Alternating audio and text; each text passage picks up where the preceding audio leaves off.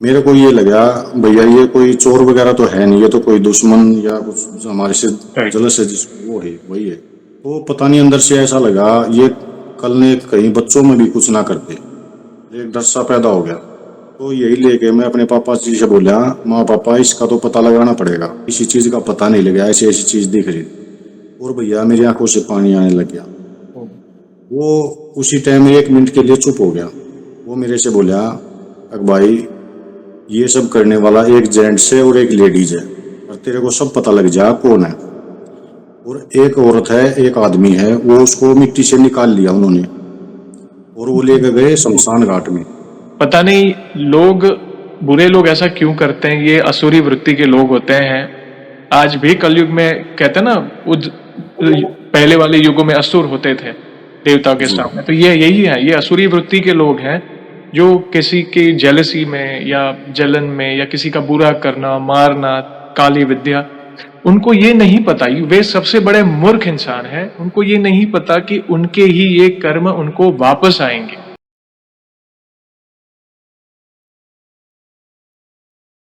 जय श्री राम दोस्तों, कैसे हो आप। हमारी चैनल में आप सभी का स्वागत है।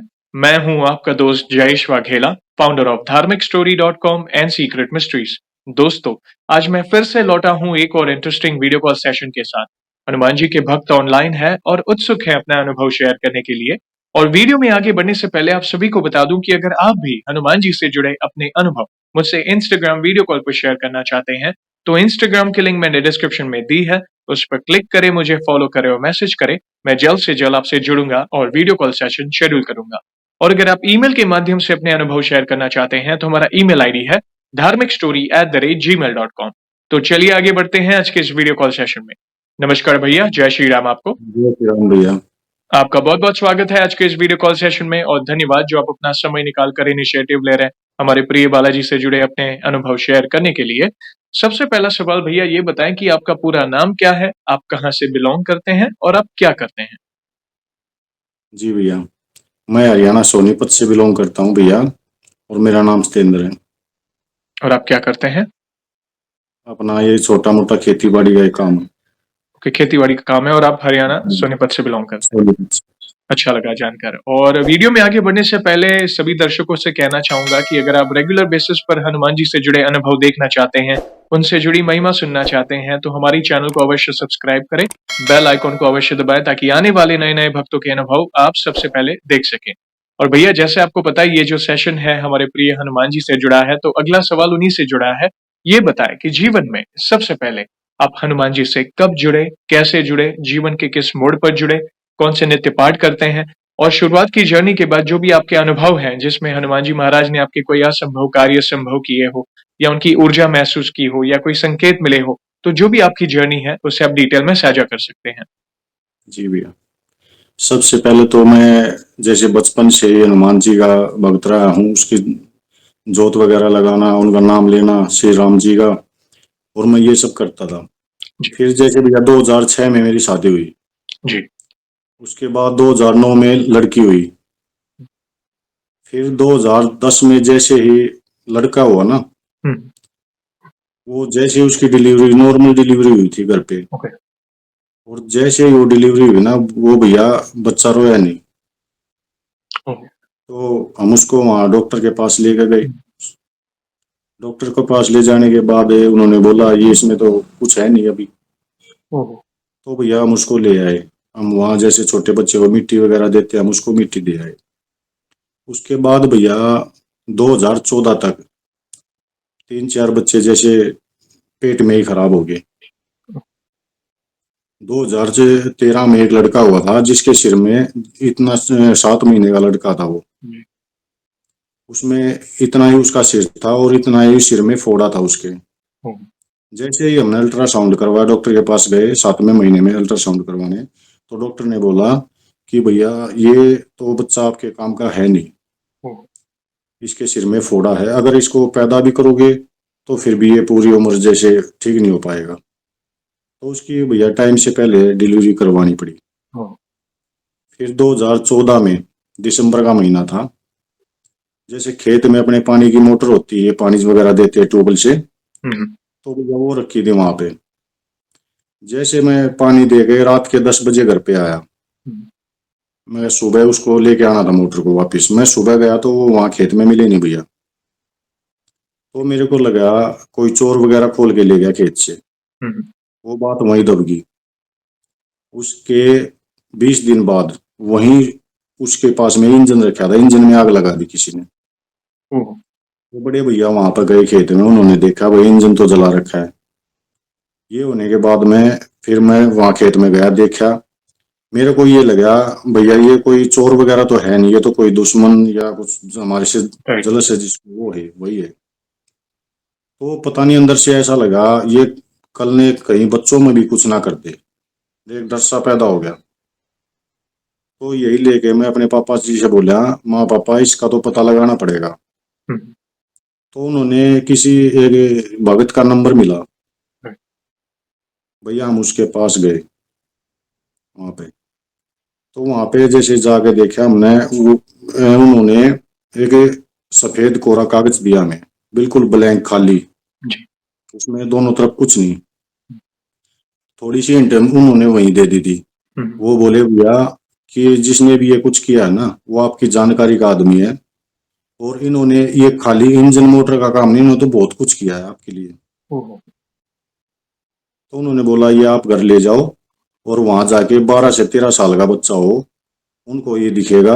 और सुबह जैसे बैठ के मंदिर लगा के बना के छोटा सा, और बाबा की तस्वीर लगा के जोत लगा के और बोलना कि हनुमान जी हमारे बारे में बताओ।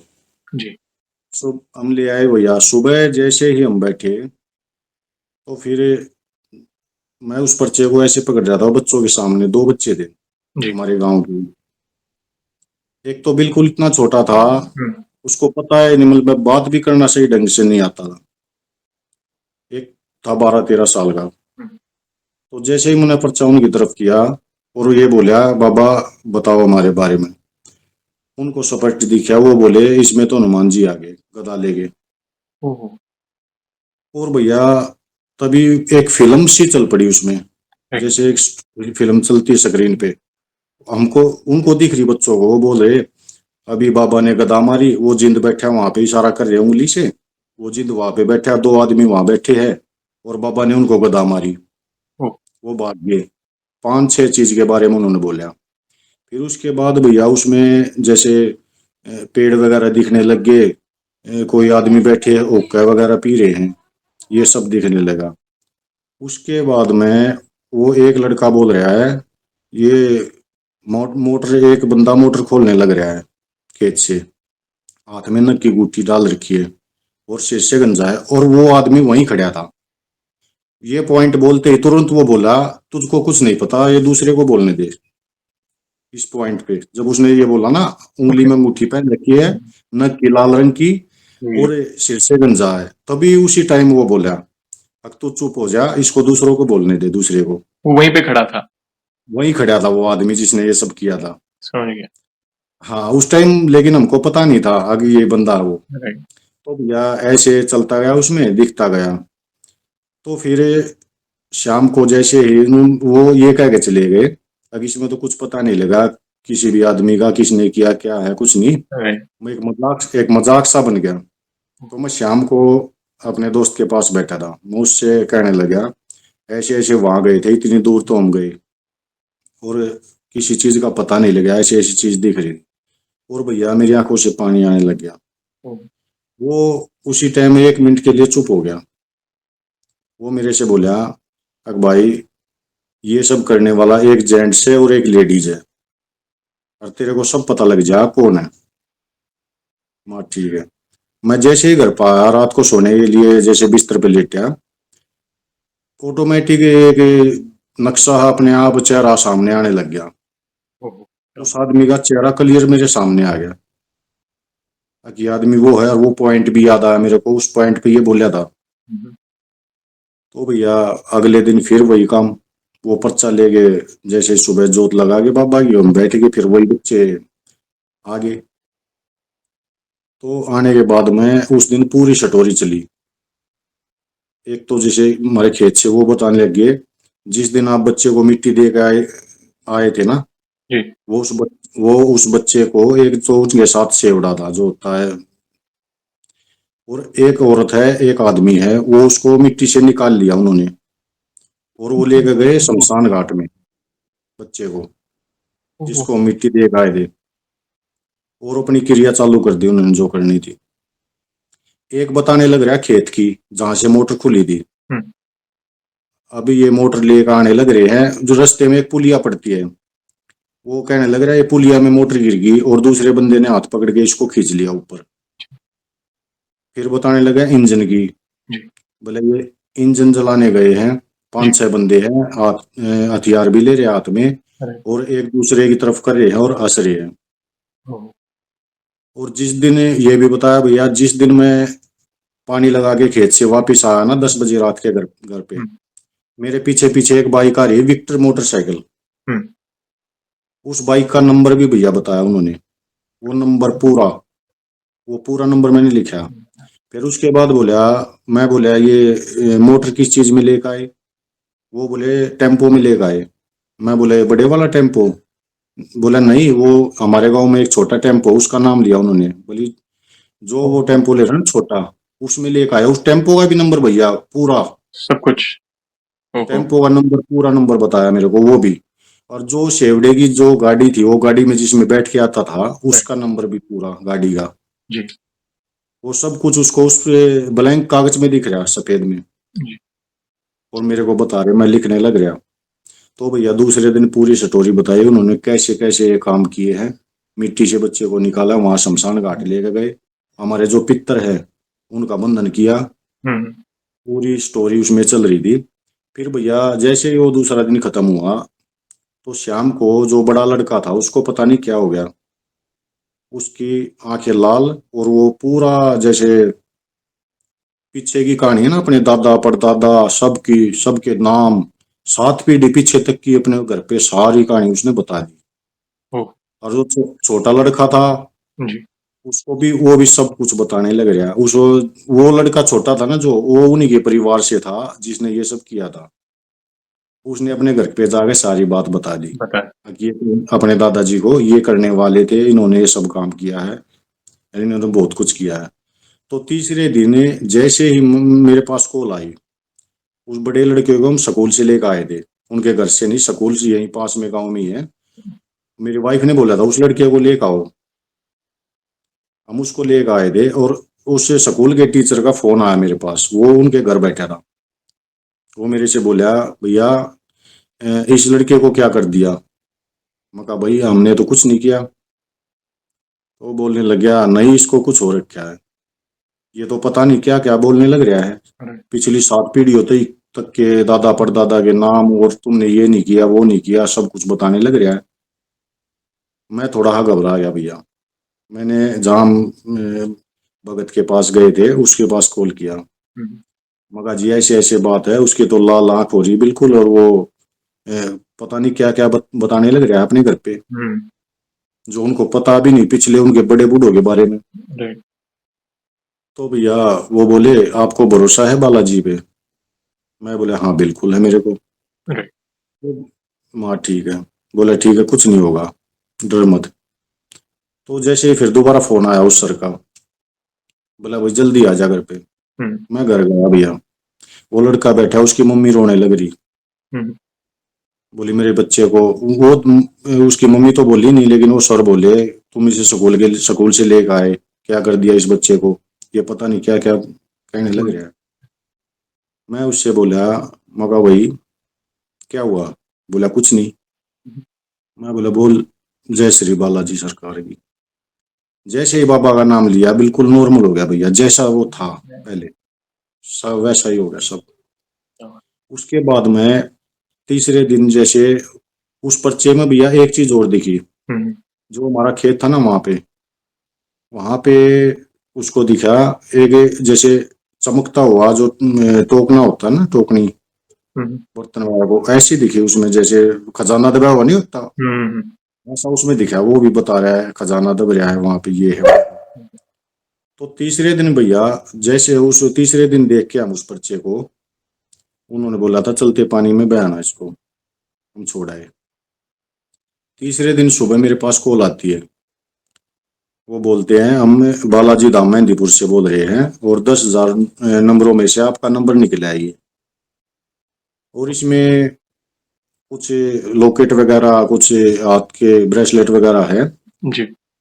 हाँ, ये चीज आपके लिए है, आपको चाहिए है? मैं बोला हाँ मेरे को चाहिए है, हुँ, भेज दो। तो भैया अगले दिन वो चीज, जैसे एक भगत का मेरे पास कॉल आया, भैया मैं यहाँ आ लिया और ये आपका सामान है, आप ले आओ। हुँ, हाँ, ठीक है। मैं, ये शहर नजदीक लगता है हमारे यहाँ से, मैं वहां चला गया, उसको ले आया। वो जो गले में डालने का था वो मैंने गले में डाल लिया, और जो मंदिर में रखने का था वो मंदिर में रख दिया, और ब्रेसलेट हाथ में पहन लिया। राइट। तो भैया जैसे ऐसा लगा उनको भी सब बातों के बारे में पता है। हुँ, मैं उससे जैसे बोला, माँ भैया ऐसे ऐसे बात है और इतने बुरे कर्म आदमी ने किए हैं। वो हुँ, बोलने लग गया, उनके कर्म उनके आगे आएंगे, तू अपना कर्म करता जा, राइट। तनु किसी का बुरा नहीं किया। मगर नहीं, बस तेरे कर्म तेरे आगे आएंगे, उनके कर्म उसके आगे आएंगे। तो भैया वो लोकेट मैंने डाल दिया। उसके बाद में, जैसे एक मेरा दोस्त था, हुँ, मेरा दोस्त गया हुआ था बॉम्बे, वही जिसने मेरे को बताया था आगे तुम्हारे करने वाला है, एक लेडीज है एक जेंट्स है, वही। वो वाला वो मेरे दोस्त। को बोल के वो मेरे को बोल के गया। जी, उन्होंने बोला कि भैया मैं जा रहा हूँ शादी में, और आप मेरे को जरूरत पड़ेगी तो पैसे भेज देना। मैं सुबह, उसने अकाउंट नंबर लिखवा दिया शाम ने अपने साले का। वो 18-19 नंबरों का अकाउंट नंबर था, उसमें हुँ, 100042 ऐसे जीरो ज्यादा थी। तो उसको भैया मैं सुबह जैसे ही बैंक गया, बैंक में सबसे अंदर जाते ही मेरे को बालाजी की तस्वीर दिखी। मैंने प्रणाम किया बाबा को, और मैंने बोला ये ऐसे ऐसे पैसे भेजने हैं। वो बोले आपको एक फॉर्म भरना पड़ेगा। मैंने फॉर्म लिया भैया। फॉर्म लेने के बाद वो मैंने पर्ची पे लिख रखा था अकाउंट नंबर पहले से ही, वो उसमें डाल दिया। वो डालने के बाद में मैंने उसके पास कॉल की, मगर भैया एक बार रिपीट कर लो, अकाउंट नंबर मैंने लिख दिया और मैं पैसे भेज रहा हूँ। तो भैया जैसे रिपीट करने लग गया, वो बोले नहीं, पहले एक आएगा फिर जीरो आएगी फिर चार आएगा। जी, मैंने वो फेंक दिया फाड़ के। मैंने दूसरा लिया, फिर उसके पास से कॉल की, माँ आप बोलो मैं लिखूंगा। वो भैया वन बोल रहे तो मैं वन लिख रहा, वो जीरो बोल रहे जीरो लिख रहा, फोर बोल रहे फोर लिख रहा। जैसे वो बोल रहे मैं लिखने लग रहा। राइट। पूरा होने के बाद में जैसे ही मैं कहने लगा भैया रिपीट करवाऊं, बोले करवाओ। रिपीट करवाते वक्त वो जीरो फिर आगे पीछे होगी। वो बोले नहीं, पहले जीरो आएगी फिर फोर आएगा। मैंने वो भी फेंक दिया। फिर मैंने तीसरा लिया। फिर मैं जैसे कॉल तो जारी थी, हुँ, फोन पे ही थी वो। फिर बोला, मैं आप बोला आप बोलो, जो आप बोलोगे वो मैं लिखूंगा। फिर उन्होंने बोला, मैंने वो लिखा। हुँ, रिपीट करवाने लग गया भैया, फिर वो जीरो सरक गई। ओह! वो बोले नहीं, चार पहले आएगा जीरो बाद में आएगी। ओह! मैंने भैया चौथा एक फार्म और लिया। फिर उन्होंने वही काम, वो फोर बोल रहे फोर लिख रहा, वन बोल रहे वन लिख रहा, 18-19 नंबर होगा वो अकाउंट नंबर था। राइट। जैसा वो बोल रहे वैसा मैं लिख रहा, जी, लेकिन पता नहीं क्यों नहीं वो जीरो ही नहीं रुक रही। मैंने वो फिर रिपीट करवाने लग गया, फिर वो गलत हो गया। मेरे पास एक सिक्योरिटी वाले बैठे थे भैया, वो मेरे को देख रहे थे। वो बोले क्या हुआ भैया, ऐसे क्यों फेंक रहे हो? मैं, मेरे मुंह से निकल गई, मैं जीरो नहीं रुक रही, मैं क्या करूं? फिर उन्होंने पेन दिया अपनी जेब से निकाल के, फिर उन्होंने बोला, फिर मैंने लिखा, फिर वो सही हो गया। हुँ, उसी टाइम में पैसे डाल के जैसे ही बैंक के बाहर आया, बैंक के बाहर एटीएम था। जी, मैं उस एटीएम में घुसा अंदर, और वहां एक बंदा बैठा था। मैं बोला पैसे निकालने मेरे को। उन्होंने बोला आप अगले में चले जाओ, ये एटीएम खराब है। अ, जैसे ही मैं अगले में गया एटीएम में, उसकी स्क्रीन पे लिखे आ रहा योर 10,000 रुपये ट्रांसफर्ड। मैंने सोचा किसी ने भेजे होंगे पैसे। जी, मैं उसको कैंसिल करने लग गया भैया। एटीएम मेरी जेब में था तब तक, मैंने एटीएम निकाला नहीं वहां से। ओके, एटीएम की स्क्रीन पे लिखा आया था ये। हाँ, एटीएम की स्क्रीन पे लिखा आ रहा योर 10,000 रुपये ट्रांसफर्ड, राइट। और मेरा एटीएम मेरी जेब में। जी, जैसे ही फिर मैंने उसमें 5,000 रुपये डाल दिए, वो कैंसिल नहीं हुआ तब। 5,000 रुपये डालने के बाद भैया मशीन चल पड़ी, पैसे निकलने शुरू हो गए। एटीएम मेरी जेब में, ना मैंने कोई पिन डाला, ना ओ, मैंने कोई उसमें अपना एटीएम लगाया। मैं बाबा का नाम लेके पहले बाबा का नाम लेके चला गया बाजार। राइट, पता नहीं मन में कुछ ऐसा हो रहा था, जैसे बाबा की तस्वीर, मैंने राम दरबार का भैया नाम कभी सुना ही नहीं था।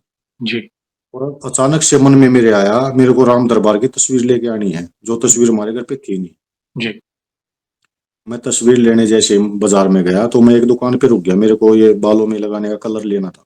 हुँ, जैसे मैं दुकान के आगे रुका भैया, और मैं उनको जानता नहीं, ना ही पहले कभी मुलाकात, ऐसे ही सामान लिया अपने घर आ गए। हुँ, जैसे मैं खड़ा हुआ उनके दुकान के आगे, वो बोले मेरे से, आजा हुँ, भगत। ऐसे जब सुन के मैं चुप हो गया। मेरे को मैं चुप हो गया, मैं ये ऐसे कैसे बोल रहे हैं मेरे को। तो चुप होने के बाद मेरे को बोले, ज्यादा कंफ्यूज होने की जरूरत न ज्यादा कंफ्यूज होने की जरूरत नहीं है आपको। आपका अभी टाइम नहीं आया कंफ्यूज होने का। ज्यादा कंफ्यूज होने की आपको जरूरत नहीं है, हुँ, आपकी उम्र नहीं है कंफ्यूज होने की अभी। हुँ, ये सुन के भैया मैं अपनी तस्वीर लेने चले गया। तस्वीर ले गए अपने घर पे आ गया। उसके 2-3 दिन बाद भैया मेरे को, मैं वो 40-41 दिन का समय ऐसा था जो मैं हर दिन शहर जाता था कुछ भी लेने। राइट, तो 2-3 दिन के बाद में ये हुआ, एक कमरे दूसरे कमरे से कुछ पैसे थे, वो मैं अगली जेब में डाल के, हुँ, और मंदिर में इतना छोटा सा एक डिब्बा रखा रहता, उसमें खुले पैसे थे। तो मैं लेने जैसे वो खुले पैसे लेने के लिए वहां पे गया मंदिर में। हुँ, वो खुले पैसे लेके जैसे ही जेब में हाथ डाला भैया, मेरी जेब से वो 60 रुपए थे, एक 50 रुपए, एक 10 रुपए थे।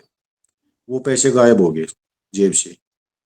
गायब हो दूसरे, जी, पैसे मिले ही नहीं मेरे को, और मैंने चेक कर लिया, मैं तभी उसी टाइम अगली जेब में डाल के उनको चला था। तो भैया मैं चला गया फिर बाजार।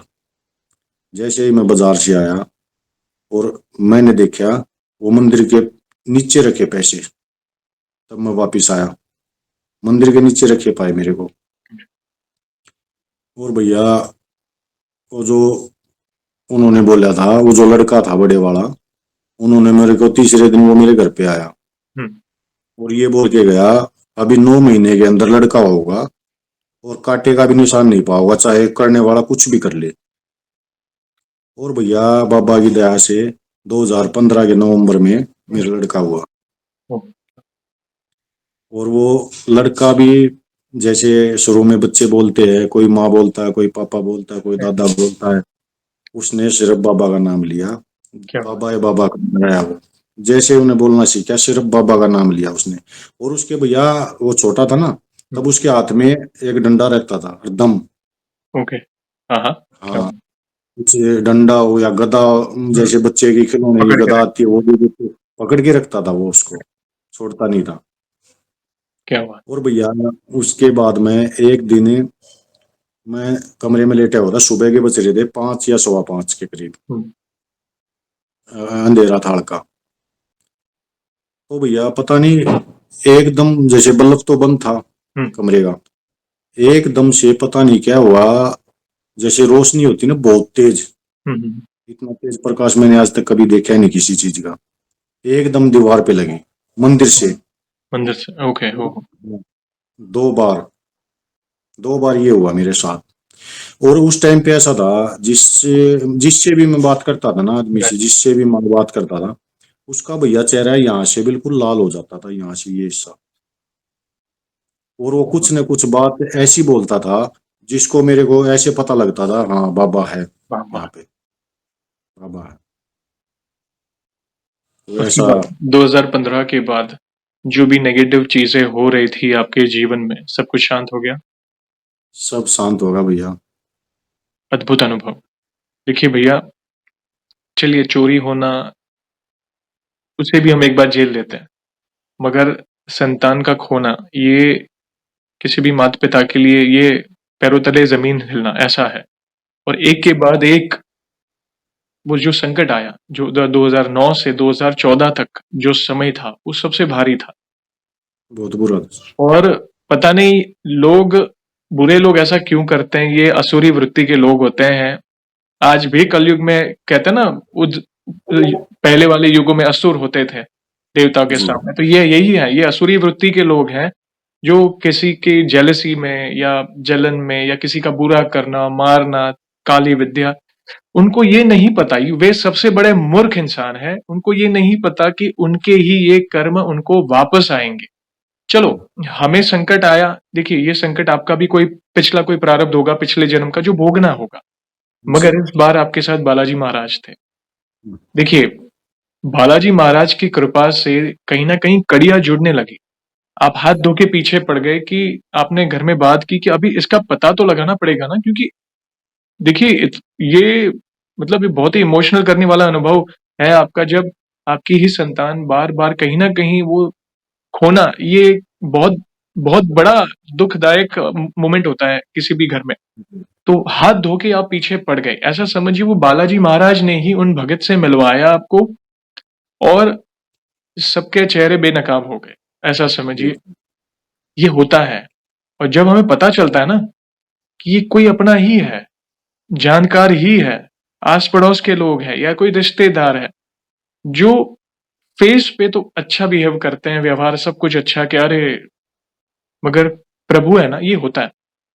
हाँ, चलिए आपको तो वो भगत मिल गए, मगर जिनको ये नहीं, चलो अब चलो कोई बात है, अगर अगर आपके घर में ऐसा कोई दुख है या संकट है, मैं यही कहूंगा बस बालाजी महाराज के सामने बैठ जाए और जी प्रभु से ही प्रार्थना करें, राम नाम का स्मरण करें कि हे प्रभु, ये संकट है, मैं असमर्थ हूँ, आप तो परम पिता परमात्मा सर्वसमर्थ हैं। जी। ऐसे अनुभव मैंने शेयर किए हैं भक्तों के, जहां पे मात्र प्रार्थना करने से प्रभु ने ऐसे लोगों के, जैसे आपको कैसे सबके चेहरे सामने आने लगे, प्रभु लीला करते हैं वैसी, सबके चेहरे, बस आपकी भक्ति और भाव सच्चा होना चाहिए, आपके कर्म अच्छे थे, इसके कारण प्रभु आप पर प्रसन्न हुए, आप पर कृपा हुई, उन छोटे बच्चों के माध्यम से, चलो वो उपाय होगा, ये जो भी है, जिनके माध्यम से आपके सामने सब कुछ आ गया। ये बहुत ही अलग अनुभव है, रोंगटे खड़े करने वाला अनुभव है, जब आपने कहा ना कि एक एक चीज, गाड़ी के नंबर तक आपको पता चल गए, जी और जब पता चला कि भाई जो इंसान के बारे में बात हो रही है वो वहीं पे खड़ा था, वो मोमेंट, यानी ये लीला है बजरंगबली महाराज की। ये इसलिए तो कहता ना, इस कलयुग के सबसे जागृत देव है हमारे बजरंगबली महाराज, जी। शीघ्र प्रसन्न होते हैं, और बुरे लोगों को तो अपनी गदा से बरोबर फटकार लगाते हैं। छोड़ते ये, नहीं। यस, बहुत अद्भुत अनुभव। आगे सुनाइए, आगे आपका विश्वास और कैसे बढ़ा, कैसे आपकी भक्ति रही, प्लीज हम सुनना चाहेंगे। वैसे विश्वास इतना बढ़ गया बाबा पे, फिर जो मन का डर था ना, कोई क्या कुछ कर दे या कुछ करने वाला है, ये सब मन से हट गया भैया। यस, बस इतना विश्वास होगा, कोई कुछ भी कर ले, लेकिन मेरे बाबा मेरे साथ है। अब मेरा कोई बाल विवाह है, मेरे परिवार का कोई बाल बाका नहीं कर सकता। सही। इतना विश्वास बढ़ गया। तो एक दिन जैसे अखबार लेता था मैं, उस टाइम पे अखबार आते थे घर पे, अखबार में भैया मैगजीन वगैरह आती थी, हम्म, मैं मैगजीन पढ़ता था। मैगजीन में भी कुछ शब्द ऐसे लिखे हुए थे, जैसे मेरे को लगता था ये सिर्फ बाबा मेरे को बताने के लिए कुछ उसमें आ रहा है। संकेत है। वो मैं संकेत है, वो मैगजीन के द्वारा मेरे संकेत आते थे, तो उसमें भी चमत्कार दिखता था। मैं वो मैगजीन संभाल के रखने लग गया। वो करीबन मैंने 40 से 41 दिन वो मैगजीन संभाल के, हफ्ते में एक बार आती थी वो, राइट। मैंने वो संभाल के रखी सारी सारी चीज। तो भैया ये काम होने के बाद में, जैसे 40 41 दिन का समय हुआ, उसके बाद मैं उनको देखने लग गया, वो मैगजीन वहां से गायब मिली मेरे को।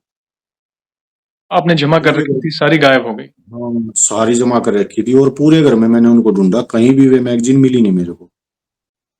जिसमें बाबा के माध्यम से आपके सवालों के जवाब थे और संकेत थे। हाँ हाँ, वो बिल्कुल गायब हो गई वहां से। और जो नंबर वगैरह मैंने लिखे थे ना, वो नंबर डायरी में, जी जी जी। वो सब सब कुछ वहां से गायब हो गया। बाबा ने साक्षात ये मेरे को दर्शन दे गए, ऐसे वो दिखा दिए चमत्कार। उन्होंने बता दिया कि मैं, तू डर मत, मैं यहाँ हूँ, इनकी भी कोई जरूरत नहीं है। विश्वास इतना दिला दिया मेरे को कि मैं हूँ। मैं हूँ। और आज भी भैया, मैं ये जो होते हैं करने वाले कराने वाले, हम्म, मैं इनसे कोई भय नहीं मानता किसी चीज का। मैं सिर्फ अपने बाबा के आगे हाथ जोड़ता हूँ, उनकी जोत लगाता हूँ, और उनका नाम लेता हूँ बस। बहुत सुंदर। ये यही तो है ना विश्वास, अटूट विश्वास। हनुमान चालीसा में एक चौपाई है, सब सुख लहे तुम्हारी शरणा, तुम रक्षक काहू को डरना। हम्म, अभी वो विश्वास है। देखिए, जिसको जो करना था कर लिया, चलो कोई बात नहीं, हमारा ही कोई प्रारब्ध होगा, भोग लिया, मगर इस बार बालाजी महाराज हमारे साथ है। ये जो जी आपने सरेंडर कर दिया है ना, अभी मैं प्रभु का प्रभु मेरे, अभी मेरे जीवन की डोर आपके हाथों में है। जिसको जो उठा-पटक करनी है करने दो। देखिए, बुरे लोग दूर नहीं होंगे, वे आएँगे, आपके घर के अंदर एंटर भी होंगे, बहुत कुछ करने की कोशिश करेंगे, मगर वो आप पर असर नहीं करेगा, क्योंकि आप प्रभु आपके साथ है इस बार। अगर कोई ऐसा बुरा विचार भी लेकर आएगा ना आपके पास, तो या तो प्रभु ऐसे लोगों को दूर कर देंगे, या तो उनके विचारों को ही बदल देंगे, या कुछ करेंगे भी, वो उनके कर्म है। आपका बाल भी बांका नहीं होने देंगे बजरंगबली महाराज। अच्छा लगा, ये भी बहुत ही अद्भुत अनुभव भैया। यहाँ पे एक छोटा-सा सवाल पूछना चाहूँगा अगले अगले अनुभव पे जाने से पहले।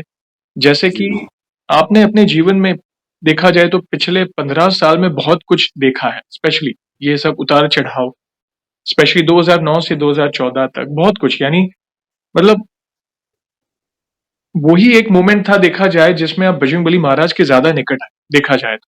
वो एक हाँ, क्योंकि ज़्यादातर देखा जाए तो भक्त संकट के समय प्रभु के ज़्यादा निकट आते हैं। तो जी आप गृहस्थ भक्त हैं, आप अपनी ज़िम्मेदारियाँ निभा रहे हैं, परिवार के प्रति, संतान के प्रति, धर्मपत्नी के प्रति, माता-पिता के प्रति, साथ ही साथ आप अपनी भक्ति में भी आगे बढ़ रहे हैं। आपकी दिनचर्या में भक्ति कैसी? आप कौन से नृत्य पाठ करते हैं, या मतलब भक्ति हम दे सुनना चाहेंगे, क्योंकि कहीं न कहीं आपको देखकर बाकी भक्तों को भी अपने सवालों के जवाब मिले। प्लीज़ बताएँ। जी भैया, मैं जैसे ही सुबह बिस्तर से उठता हूँ, सामने बाहर निकलते ही घर में ही एक बाबा की तस्वीर लगी है बहुत बड़ी। जी, सबसे पहले मैं उसके दर्शन करता हूँ, हाथ जोड़ के प्रणाम करता हूँ बाबा को और उनका नाम लेता हूँ। जी, उसके बाद जो घर का काम होता है वो मैं करता हूँ। जी, शाम को मंदिर में जोत वगैरह जगाना लगाना और उसके बाद एक हनुमान चालीसा का पाठ करना, ये मेरा नित्य क्रम। धन्यवाद और बताने के लिए। जी, हाँ, पूरा दिन जैसे बाबा का मन में नाम लेना, जय श्री राम जय बाबा की, और जी, सिर्फ उनका नाम मैं जपता हूँ और शाम को हनुमान चालीसा का पाठ करता हूँ। क्या बात है। आपकी भक्ति सरल है और भाव वाली भक्ति है। यही स मेरे यस, जी बताएँ। मेरे को तो भैया ये भी मालूम नहीं था, सच पूछो तो। जिस टाइम ये मेरा बच्चा जो 2010 में हुआ था, जी, उसके बाद मैं बाबा के व्रत रखने लग गया था मंगलवार के। ओके, उस समय से। मेरे को तो मेरे को तो ये भी पता नहीं था हनुमान जी को ही बालाजी कहते हैं। ओह! हाँ, हनुमान जी की भक्ति तो मैं जैसे पहले से भी जोत वगैरह लगाता था, पहले भी नाम लेता था, लेकिन मेरे को ये पता नहीं था हनुमान जी को ही बालाजी कहते हैं। उसके बाद ही मेरे को जैसे इंसिडेंट मेरे को साथ हुआ 2014 में, उसके बाद मेरे को पता लगा था ये बात। मेहंदीपुर धाम है बाबा का। जी, राजस्थान में। देखिए, यही तो है, मैंने कहा ना, जैसे हम कई बार जीवन में तकलीफ आती है, चलो हम समझ सकते हैं, मगर वो ही एक मोमेंट ऐसा होता है कि उस समय जो हम प्रार्थना करते हैं ना, वो काम करती है। हम निकट आते हैं प्रभु के, और वो विश्वास संकट समय में हमारा बढ़ता है। धन्यवाद अपनी दिनचर्या बताने के लिए। बहुत सरल है आपकी दिनचर्या, लेकिन बहुत भाव वाली है। आपकी वाणी से वो पता चल रहा है, वो धैर्य है, ये भक्ति का प्रभाव है आप पर। सरल भक्ति, वो नाम की भक्ति, हनुमान चालीसा की शक्ति, उसे आप जान गए हो, और एक विश्वास है अंदर, जिसको जो कुछ करने दो, मुझे कोई परवाह नहीं, मेरे प्रभु बैठे हैं ना मेरी रक्षा करने के लिए। आपका पूरा परिवार अब उनकी छत्र छाया में है, आप चिंता ना करें। एक आध अनुभव और सुनाना चाहें तो सुना दीजिए प्लीज। और मैं पहली बार जैसे मेहंदीपुर गया था ना, जी, पहली बार गया था मैं, तो जैसे ही मैं वहां से रोड से उतर के और मंदिर की तरफ गया पैदल, तो रात का टाइम था, लगभग 2 बजे का टाइम था। तो मंदिर के जैसे ये मंदिर के आगे झंडे लगे होते हैं, उनकी आवाज आती है, रात में हवा चलती है। जी, पता पता नहीं ऐसा फील हुआ, मैं मतलब अलग सी दुनिया में आ गया, दूसरी दुनिया में पहुंच गया।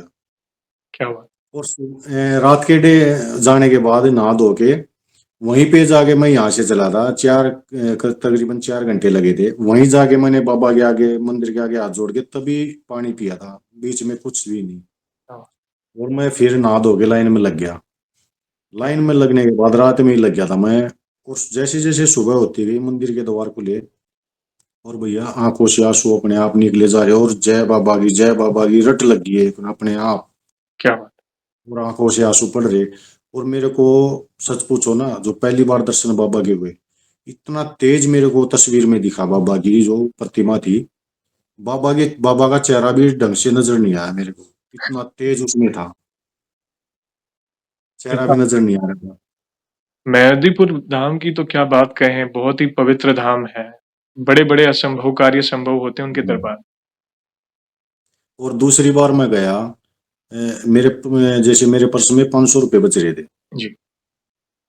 तो मेरे को वहां अर्जी लगानी थी। हुँ, मैं बोल के गया घर पे अर्जी लगाऊंगा, तो मैंने भैया जैसे ही पर्स निकाला, देखे उसमें 500 रुपये मेरे को दिखे। मेरे को अर्जी आती है तकरीबन में 181 कितने रुपए की मिलती है अरे! वो। तो मेरे को ये लगा यार जाते वक्त भाड़ा भी चाहिएगा, और ये 500 रुपये ही बचे हैं। हुँ, तो भैया वो अर्जी नहीं लगी मेरी। हुँ, दर्शन करके जैसे ही मैं सुबह मंदिर से बाहर निकला, राइट। जाने के टाइम पे, भैया उसी पर्स में एक 500 का नोट और निकला वहीं से। कि खुद ब खुद आ गया और एक 500 का नोट। खुद का खुद एक हुँ, 500 का नोट और मिला मेरे को। और मैंने 3 बार अपना पर्स चेक किया था उस टाइम पे, बिल्कुल जैसे खोल के और झटका देते हैं ना नीचे, हाँ, समझ गया। कुछ नहीं निकला, सिर्फ एक नोट था, और उसमें सुबह 2 नोट निकले। मैं बाबा से हाथ जोड़ा, माँ बाबा चलो आपको अर्जी। फिर मैंने जैसे घर पे आके बताया ना अपनी वाइफ को, ऐसे ऐसे मेरे साथ हुई, ये मेरी अर्जी नहीं लगी। राइट, तो इन्होंने बोला ये अर्जी तो अब पहले से ही लग चुकी, तेरे को जरूरत नहीं है अर्जी लगाने की। बिल्कुल। और जो भी मेरे साथ होता था ना भैया, ये चमत्कार जो बाबा दिखाते थे, ये जो तस्वीर का चमकना हुँ, होगा, या बैंक का हो जी, गया, या जेब से पैसे गायब होना, जो भी होता था मैं अपनी वाइफ को सब बताता था उसी दिन।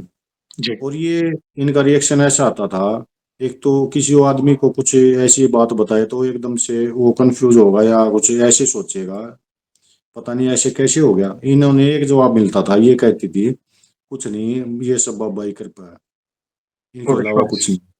जी। अद्भुत, अद्भुत। आपके साथ तो स्वयं है वे, आप चिंता ना करें। आपके साथ आपका पूरा परिवार उनकी छत्र छाया में है।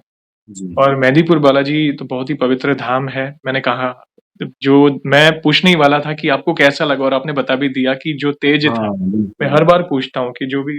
यस। एक बहुत। ढंग से जैसे बाबा की तस्वीर के दर्शन नहीं हुए, तेज इतना था भैया, जैसे पता नहीं कैसी कितनी हजार लाइट जल रही है, कितनी रोशनी होती है, इतनी रोशनी। अगली बार जाना हुआ तो हमारा जय श्री राम कह दीजिएगा बाबा जी को। जी जी बिल्कुल। धन्यवाद भैया, ये भी बहुत सुंदर अनुभव। हम्म। आगे बढ़ने से पहले एक सवाल पूछना चाहूँगा, जैसे आज हमने आपके अनुभव सुने, बहुत सुंदर और प्यारे और अद्भुत और अलग अनुभव आपने सुनाए, जिससे कई लोगों के सवालों के जवाब मिलेंगे। वैसे ही आपने हमारी चैनल में भी बाकी भक्तों के अनुभव सुने होंगे। तो वैसे आप हमारी वीडियोज़ कब से देख रहे हैं? और बाकी भक्तों के अनुभव देखकर, सुनकर, जानकर आपको क्या प्रेरणा मिली? आप प्लीज़ अपने भाव अपने शब्दों में बताएँ। आपकी वीडियो भैया मैं तकरीबन 1 साल से ज्यादा हो गया मैं देख रहा हूँ। और ये जो जैसे मैं वीडियो देखता रहता हूँ आपकी, हुँ। और वीडियो देखते देखते भैया मैं रोने लग जाता हूँ, आपकी वीडियो देखता हूँ तब। अभी ये जो सालासर बालाजी कपिल भगत जी थे ना, जी, जी, कपिल पुजारी जी। उन्होंने जैसे ही बाबा का बखान किया ना, मैं उसको रात के 11:30 बजे के करीब टाइम था, मैं देखने लग रहा था। जैसे ही बाबा का बखान करना शुरू किया, मेरे आंखों से आंसू निकलने शुरू हो गए भैया, और मैं बहुत ज्यादा रोया, बहुत ज्यादा।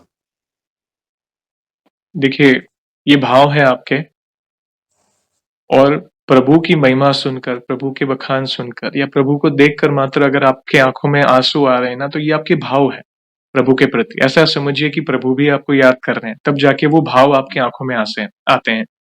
ये हम अपने आप को भाग्यशाली समझ सकते हैं कि आप जैसे भक्त जुड़ रहे हैं। ऐसे कई ऐसे भक्त हैं, स्पेशली कपिल पुजारी जी जिनकी आपने बात की, मुझे एक बार सौभाग्य मिला है, मैं अभी कुछ ही समय पहले सालासर गया था। बहुत सुंदर दर्शन हुए थे, हमने साथ में दर्शन किए थे प्रभु के।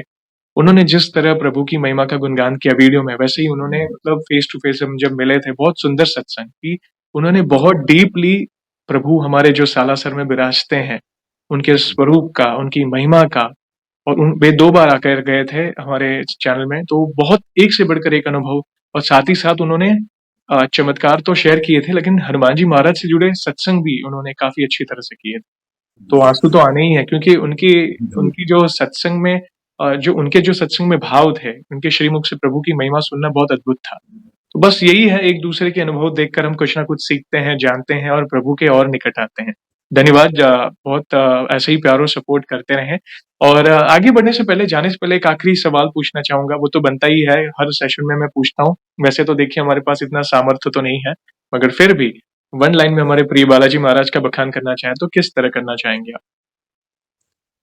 जी भैया, उनका मतलब बखान क्या, उनकी तो महिमा का गुणगान कोई जितना करे उतना कम है। बिल्कुल। और मैं ये मानता हूँ, जैसे एटीएम में मेरे साथ हुआ था, वो मैं दूसरी बार उसी एटीएम में गया, पैसे निकल, उस दिन मेरे को एक, जैसे मैं रोड पे चल रहा था, मेरे को एक जैसे साधु के वेश में एक आदमी दिखा। जी। मैं उनको देख के, वो उनके पैरों में चप्पल नहीं थी भैया। ओके। मेरे को लगा कि इनके पैर, सर्दी का टाइम था, इनके पैरों में चप्पल नहीं है, मेरे को लगा इनको चप्पल पहननी चाहिए। मैं बाइक पे था, वो पैदल थे। जी। तो जैसे ही मैं सब्जी मंडी गया, मेरे को सब्जी मंडी जाना था, सब्जी मंडी में गया, मेरे को वो साधु वहीं दिखे, वही। कि वहाँ मैं बाइक मतलब पे था, ओह! वो पैदल चल रहे थे, मैं बाइक से था, और 1 किलोमीटर का डिस्टेंस था वहां पे जाने का। ओहो! जैसे ही मैं वहां पहुंचा तो मेरे को वो सामने फिर नजर आए। मैंने उनसे, मेरे से रुका नहीं गया भैया, मैं जी। उनसे बोला, बाबा जी नमस्कार किया, बाबा जी आपके पैरों में चप्पल नहीं है। वो कहने लगे, भैया है नहीं चप्पल। मैंने उनको वहां से जो भी मेरे से बन पाया मैंने उनको दिया। उस टाइम पे मेरे पास भैया 500 रुपये थे, हुँ। मेरे को सामान लेके जाना था। मैं उसी एटीएम में फिर गई, ये उससे 10 दिन बाद की बात है। जैसे ही मैं उस एटीएम में गया दोबारा, 10-15 दिन के बाद, उस एटीएम की स्क्रीन पर वही लिखा आ रहा, योर 10,000 रुपये ट्रांसफर। और उसमें तीन तीन लड़के खड़े थे जी। उस एटीएम में। वो ट्राई करे उसको कैंसिल करने की, वो कैंसिल नहीं हो रहा भैया। नहीं। लेकिन जैसे ही मैं अंदर गया, मेरे को स्क्रीन पे दिखा, मेरे को तो पता लग गया, मेरे साथ तो ये पहले हुआ था। मैंने उसमें 500 रुपये डाल दिए, वो वहीं खड़े थे। जी। मशीन भैया चली नहीं, पैसे नहीं निकले। जैसे वो 3 बंदे बाहर गए एटीएम के, और एटीएम मेरी जेब में ही था, ओह! स्क्रीन पे वो लिखा रहा था। वो 3 बंदे बाहर जाते ही मैंने उसमें 500 रुपये फिर डाले, मशीन चल पड़ी और 500 रुपये निकल आए दोबारा निकल से। ओहो! हम्म, वे आते हैं, किसी न किसी रूप में आकर आपकी सेवा को स्वीकारते हैं। जी कब कौन से रूप में आए हमें नहीं पता। तो कई बार हमारी आँखें तरस जाती है कि कई बार वो भाव होते हैं ना भक्तों के, बिल्कुल। अरे आज कई बार होता है मंदिर में देखते हैं, मंदिर के बाहर देखते हैं और उन जो भी बाबा या जिनको आपने देखा था, वो आप ट्रैवल करके जा रहे हो, वहाँ पे उनकी उपस्थिति, वे तो उड़ के जी तो नहीं आए, वो कहीं न कहीं नहीं। बाबा ही हैं, या अपने दूतों को भेजकर या किसी और रूप में आकर भी आपको आश्वासित करने आए थे, या जी आपके हाथों से सेवा स्वीकारने आए थे, देखिए। तो वे आपके भाव, और आप देखिए, आपके भाव बहुत पवित्र हैं, मैं तो यही मानता हूँ। या आपके दिल में दया है, दया इसलिए आती है क्योंकि जब प्रभु की कृपा होती है तो वो भक्तों के हृदय में दया आ जाती है खुद ब खुद। तो धन्यवाद, बहुत सुंदर अनुभव आपने शेयर किए भैया। फिर से लास्ट क्वेश्चन पेंडिंग है। वन लाइन में हमारे प्रिय बालाजी का किस तरह बखान करना चाहिए? मैं तो सिर्फ यही कहना चाहूंगा भैया, कि सिर्फ मन में उनका नाम लो और किसी का बुरा मत करो, बस। ना किसी का बुरा सोचो, ना करो। सही बात। सब कुछ अपने आप अच्छा होता चला जाएगा भैया। बिल्कुल, सही बात है। आप बस अपने कर्मों पे ध्यान दो, अच्छे बस। कर्म करते जाओ और उन कर्मों को प्रभु के चरणों में समर्पित करो और सब कुछ जी प्रभु पर छोड़ दो। प्रभु कभी भी आपका अमंगल नहीं होने देंगे। वे नहीं। मंगल भवन है, अमंगलहारी। आपके लिए जो उचित होगा वे अवश्य करें। क्योंकि जी ये मनुष्य बुद्धि है, हम तो कभी भी कुछ भी मांगते हैं ना। जैसे जी छोटा बच्चा कैसा है, तो वे तो परम पिता परमात्मा है। संसार है, जी माया है, हम कभी भी कुछ भी मांगते हैं। तो अगर इच्छा पूरी हो रही है, तो समझिए उनकी कृपा है। अगर उस समय नहीं हो रही है, तो समझिए उनकी ही इच्छा होगी कि क्या पता वो उचित ना हो। सही समय पर वो भी इच्छा पूरी होगी। वो जी भैया। विश्वास। धन्यवाद भैया, थैंक यू वेरी मच। बहुत ही सुंदर और अनमोल शब्दों में आपने उनकी महिमा का गुणगान किया। इन फ्यूचर में भी जब भी आपको लगे नए अनुभव हुए हैं, आपको होंगे, अवश्य होंगे, क्योंकि ये तो शुरुआत है, ऐसा समझिए। इस भाई को मैसेज करिएगा, मैं फिर से आपसे जुड़ना चाहूँगा। और सेशन को हम ऐसे ही एंड नहीं करेंगे, आपको तो पता ही है, प्रभु श्री राम के नाम का जयकारा और हनुमान जी के नाम का जयकारा अवश्य लगाएँगे, फिर सेशन को एंड करेंगे। तो आप जुड़िए, जो भी भक्त जहां कहीं से इस सेशन को देख रहा है, भारत में है, भारत के बाहर है, चल फिर रहा है, ऑफिस में, किचन में, प्लीज जयकारे में जुड़िए, फिर सेशन को एंड करेंगे। तो बोलिए सियावर रामचंद्र की जय जय, पवन सुत हनुमान की जय। वंस अगेन भैया, थैंक यू वेरी मच अपने प्यारे प्यारे अनुभव शेयर करने के लिए। जय श्री राम, जय हनुमान। Thank you. जय श्री राम।